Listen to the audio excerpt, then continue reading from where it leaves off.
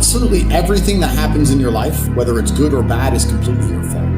Not enough people take responsibility for their lives completely. So if you're watching this, I want you to very seriously do this. This is a serious exercise. Take responsibility for your life. I want you to get a pen and a paper and write down everything good in your life, everything you're grateful for and thankful for, and everything bad that's happening to you in your life. Perhaps you have a job you don't get paid enough. Perhaps somebody at your job doesn't like you and is being horrible to you and is preventing you from getting a promotion. Perhaps your girlfriend doesn't listen to you. You have a bad relationship. Everything in your life is completely your fault. Please understand, as a man, the key to being successful is building a formidable mindset that makes you ultra and hyper competitive in a very competitive environment. Now, competence and the ability to perceive the world as it really is, perspicacious and understanding the truth of the universe, is certainly a key element in terms of becoming a feared opponent and understanding the world and being competitive.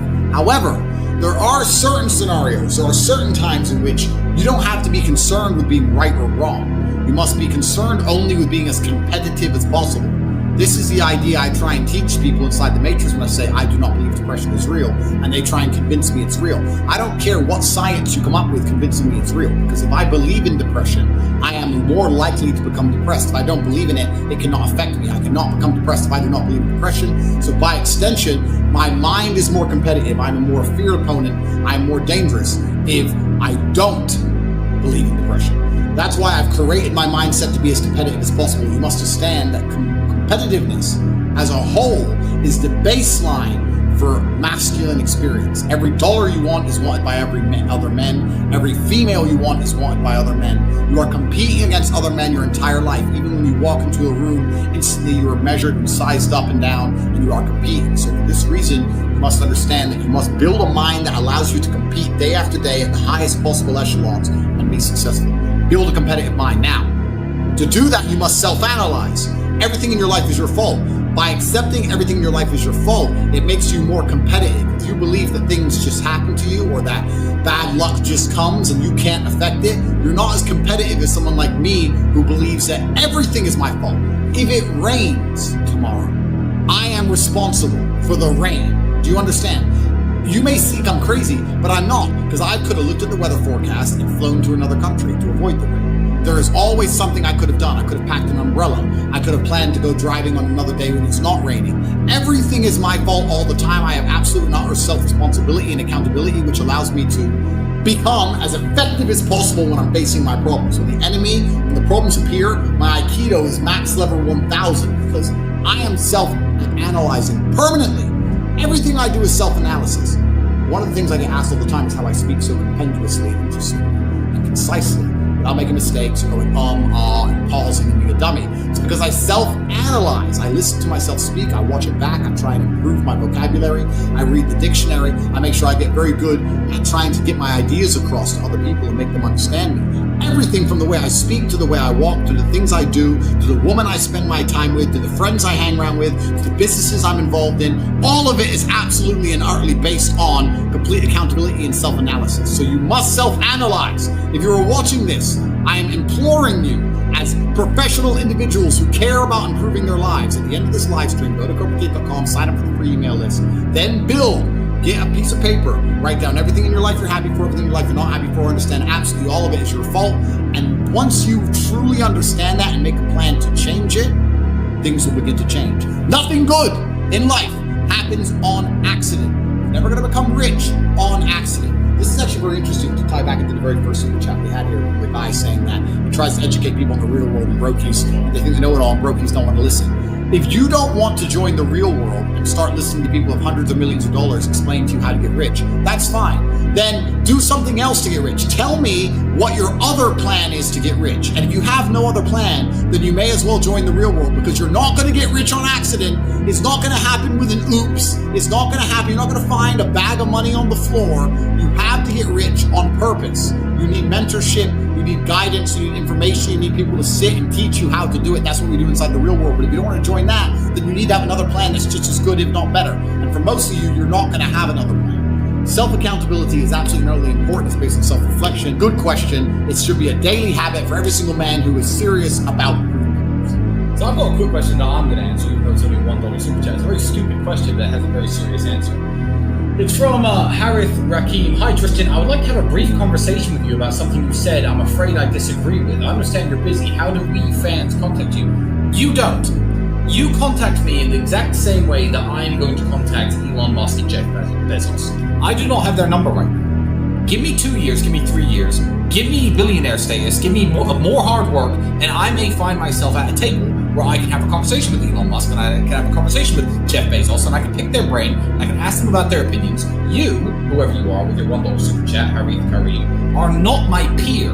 I am going to sit and discuss my ideas with my peers, and I often find myself at tables with people who disagree with me, people with 9-figure, 10-figure net worths who disagree with me, important people with influence who disagree with me.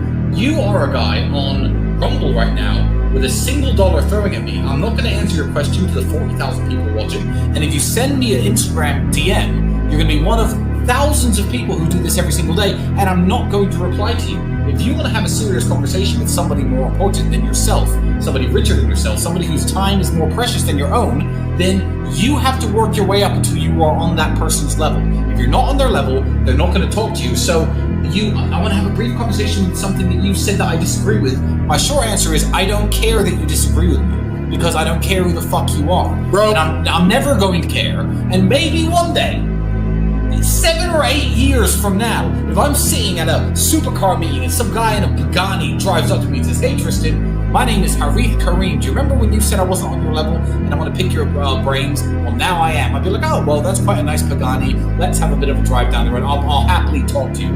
But it's such a stupid question. I don't think you're ever going to be to that level. But I feel like the answer could be beneficial for some of you out there wondering, how do you pick the brains of rich and poor people? Start networking. Absolutely, yes. Start networking a little bit. No, yeah, and you completely nailed it in regards to getting on the level of peers.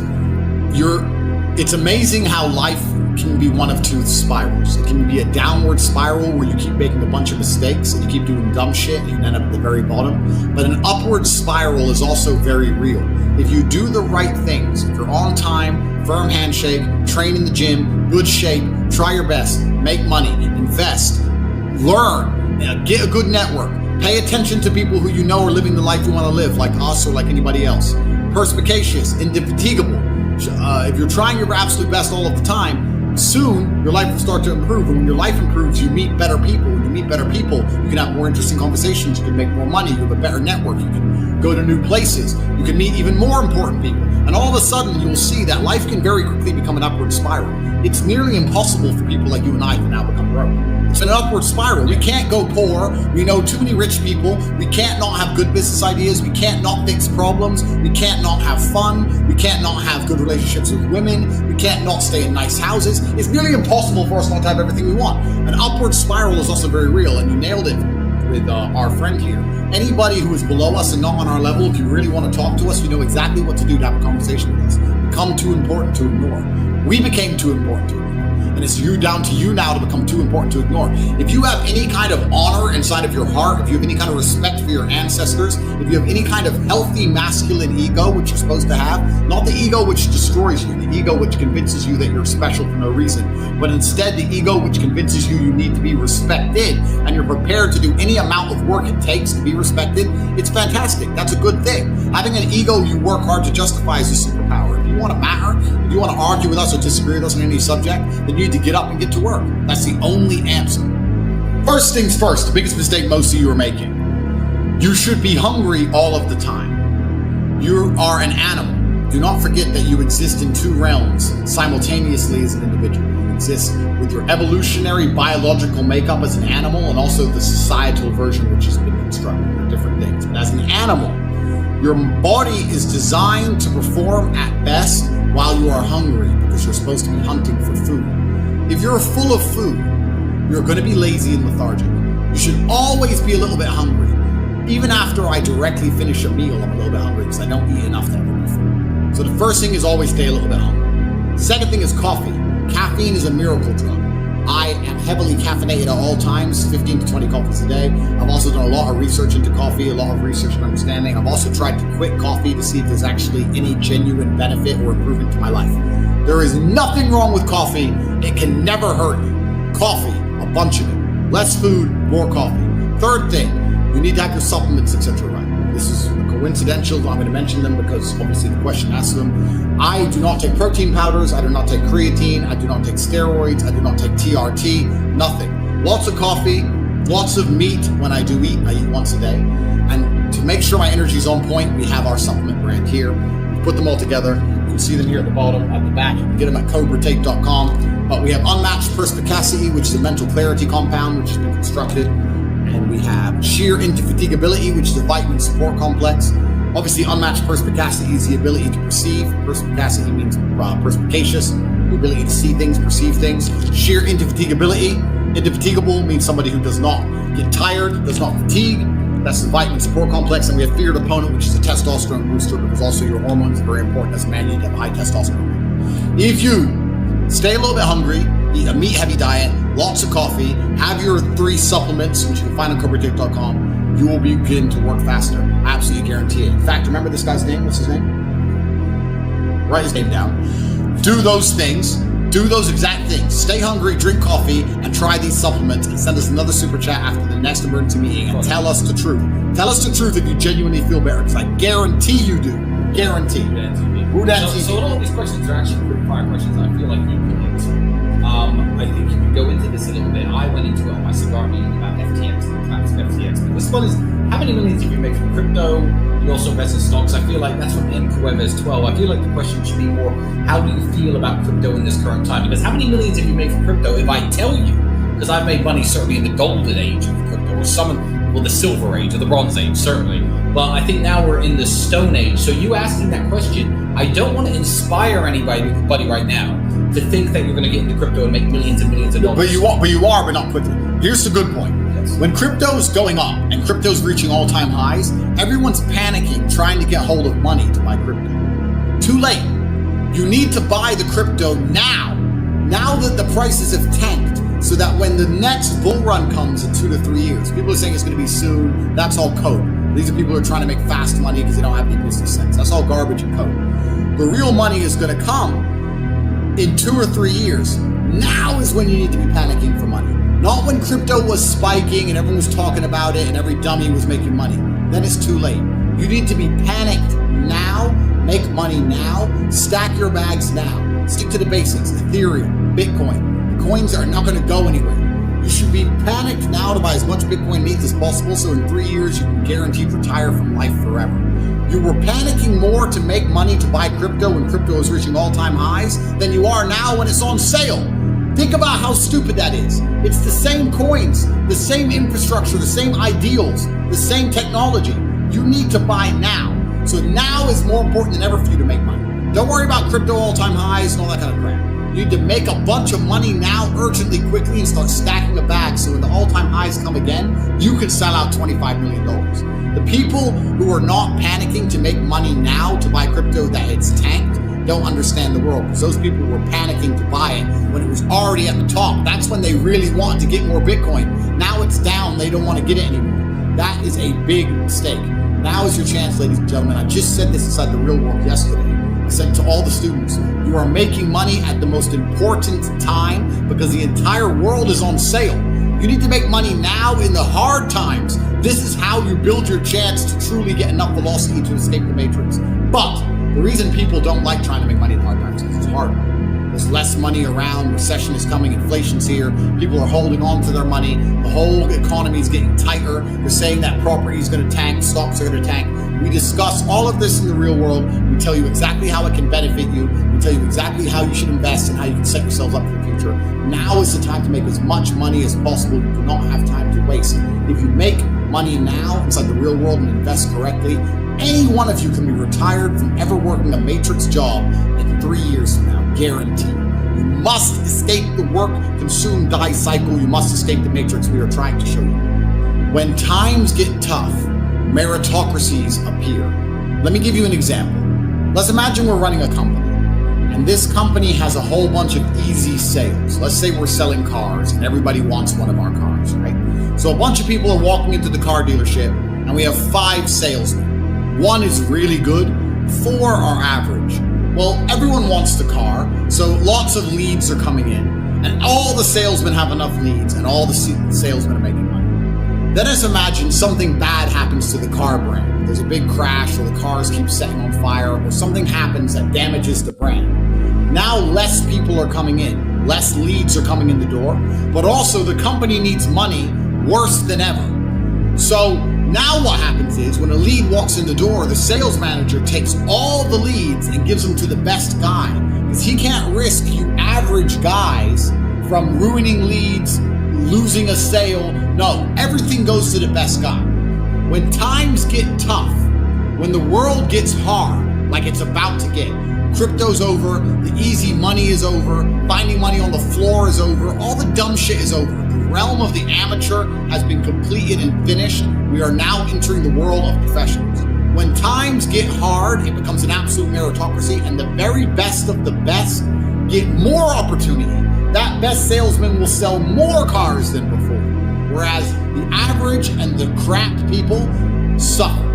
So you must understand that we're now living in a world where you must become the best of the best. And if you do, it becomes easier than ever before. If you listen to our information, listen to our knowledge, life will be easier for you than it's ever been. But if you stay average, if you stay a loser, it's going to get harder than it's ever been. It's splitting into having Bentleys, living on pennies, having yachts and having knocks. That's how it's going to be. It's a meritocracy is going to appear, because that is the natural human state in times of struggle. And I promise you, struggle is coming. Please understand this. You must become the best version of yourself and become exceptional in all fields. You must build a mindset that makes you the most fearsome possible competitor, because that's how the world is. The world's ultra competitive. Is your mindset more beneficial for your future, for your boxing career? So you're a 17-year-old, right? Let's base this on the things we've already said. So first things, everything that happens in your life is your fault. You breaking your ankle was your own fault. Have you sat and truly analyzed that and accepted it? I don't know if you slipped. I don't know if you made a mistake. I don't know if you wore the wrong shoes when it was raining and icy. I don't know if you were busy texting on your phone and you ran into something and fell over. Whatever it was your fault, because you can walk in a way where you don't break your ankle, and in this particular circumstance you did not do that, so you must accept responsibility. Firstly, it's your fault. Secondly, you must build a mindset that makes you the most fearsome possible competitor. Is your mindset better for you as a whole when it comes to your recovery, your ability to walk, your ability to box again, if you believe what the doctors say, or if you refuse to believe? If you say, no, I will just be very conscious when I move my leg and move my ankle, regardless of how it's injured, I'll make sure I step very precisely, very carefully. I will not make mistakes. I am a professional. I will be able to use my own leg to its full potential, and I will continue to box. Why do you believe what the doctors say? Do the doctors have your ankle? I can tell you what a bunch of doctors have been saying these last 3 years, and that was all a fucking lie. About me, about you, about everything. About this entire scandemic. Do you believe anything what doctors say? Doctors fucking lie. Don't believe anything they say. You don't need to listen to doctors. What you need to do is be a hero, accept responsibility, fix it, and win.